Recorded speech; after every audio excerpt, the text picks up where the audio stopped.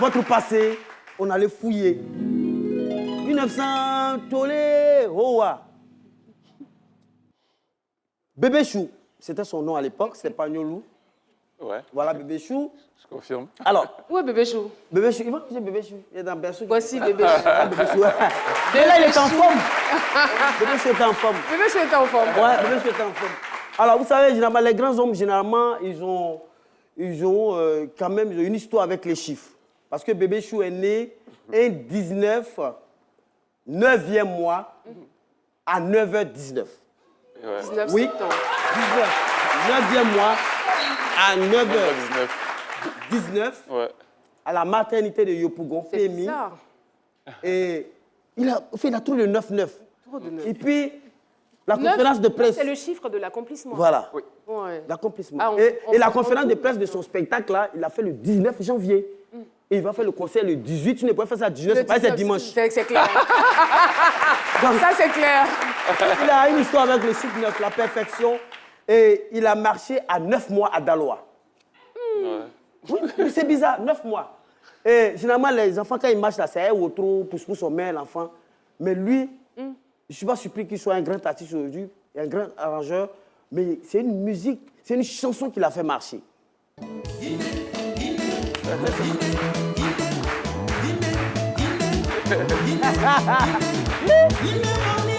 Ça va, va.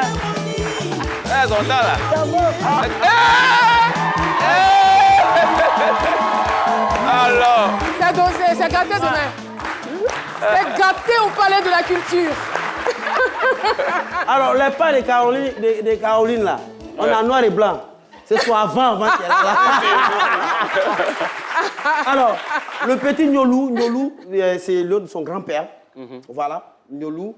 Alors, intelligent, travaillant à l'école. Depuis la maternelle jusqu'au lycée, il était toujours premier. Il n'a jamais été 5e, premier, 2e, il ne dépasse jamais. Wow. D'ailleurs, on a les bulletins, nous on parle avec les preuves des bulletins de la maternelle relevés de notre la classe de maternelle. Voilà ça, il avait 9, 10, orthographe, 7 sciences, 10 sur 10, 8 de moyenne. Maternelle comment? Très bon travail, voilà. CP1, voilà tout. 8, 2e. Il a dit que tu donnes les informations, il est étonné. J'ai vu 28e quelque part là-bas. Non, c'est pas 20, c'est sur 28. Il n'a jamais été 28e. Hein. Jamais. Sur 28. Non, sur 28, 8, 48, 2e, 41. Il n'a jamais dépassé ce 5e. Il était toujours là. Toujours premier, parmi les 5 premiers. Et il était beaucoup aimé. Vous savez, généralement, quand un enfant est mignon, vous avez vu un peu à Pouchou comme ça. Oui. Tout le monde le prend au quartier. Il était aimé.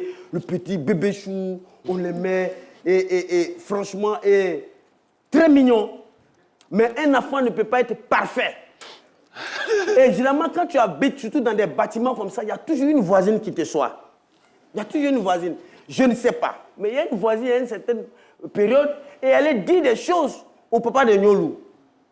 Et le papa de Nyolou lui a fait copier quelque chose 100 fois. Un voisin ou une voisine? Une voisine. Elle allait dire au papa de Nyolou que Nyolou a fait quelque chose dans les escaliers. Et il fallait ce qu'il a copié. Moi, j'ai des problèmes pour voir, je n'aime pas. Je ne ferai plus pipi dans l'escalier. Ah bon? Je ne ferai plus pipi dans l'escalier. Bon, on a... C'est quand tu dis trop d'enquête, là, tes yeux, là, tout est flou. En tout cas, il a copié ça 100 fois. Et la voisine la soit comme ça. 100 fois. Franchement, une enfance très, très mouvementée, mais il était beaucoup calme, il n'était pas trop ouvert. Mais il avait pour ami, qui aujourd'hui son frère, Jules Béco.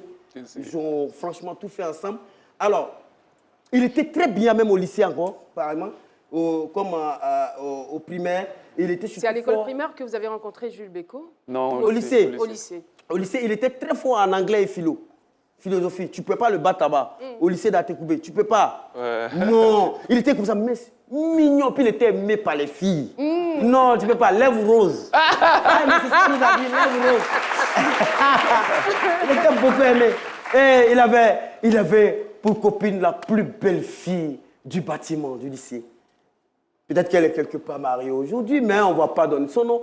Mais quand j'ai dit A, et puis D, il sait de quoi je parle. Il y a des indices. Et ça fait que ses amis étaient jaloux de lui. Il y a les infos dans la lumière, il a perdu, il ne faut pas lui avoir dit non. Non, nous on est très professionnels. Alors ses amis étaient beaucoup jaloux de lui parce qu'il était mignon. Et lui et Gilles Béco, je ne sais pas, leur amitié, leur fraternité, là, ça allait jusqu'où Mais c'est des gars, les gars, chacun se moque, se moque. Mais ils avaient cette fraternité, cette amitié. Voilà. Même dans le mal, même dans l'échec. Lui, il a passé le bac dans un autre centre, Jules Beko dans un autre centre. Et Jules Beko, lui, va dans son centre, il n'a pas eu le bac. Lui, il appelle dans le centre de Serge Beno pour voir si Beno a eu le bac. Lui, Beno s'y appelle vice-versa. Parce que si l'autre a eu, que l'autre n'a pas eu, c'est la moquerie. Quand ils se rencontrent, ils n'ont pas eu la jambe. Merci. Et ils ont chauffé.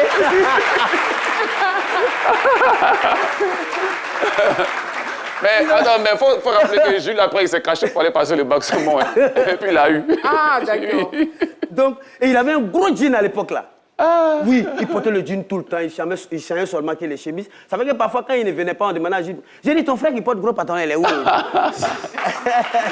l'époque, c'était les yo-yo-yo. Et ils avaient, je sais pas, ils avaient même un téléphone portable pour deux. Il y avait le Nokia 3310 à l'époque. Lui, il avait le téléphone et Jules Beko avait la puce.